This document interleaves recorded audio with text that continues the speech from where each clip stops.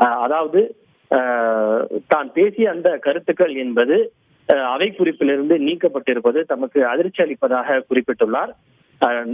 தான் பேசிய அந்த கருத்துக்கள் எவையெல்லாம் நீக்கப்பட்டதோ அவையெல்லாம் நாடாளுமன்ற விதி 380 என்ற வரம்புக்குள் வராது. ஏனென்றால் 380 என்ற வரம்புக்குள் எவையெல்லாம் வருகிறதோ அவற்றை மட்டும்தான் நீக்க முடியும். ஆனால் நான் பேசிய கருத்துக்கள் என்பது நிதர்சனமான உண்மை, 380 என்ற அந்த பிரிவுகளுக்குள் வராது. மக்களுடைய கவலைகளை எழுப்ப வேண்டியது ஒவ்வொரு நாடாளுமன்ற உறுப்பினருடைய கடமை என குறிப்பிட்டிருக்கிறார்.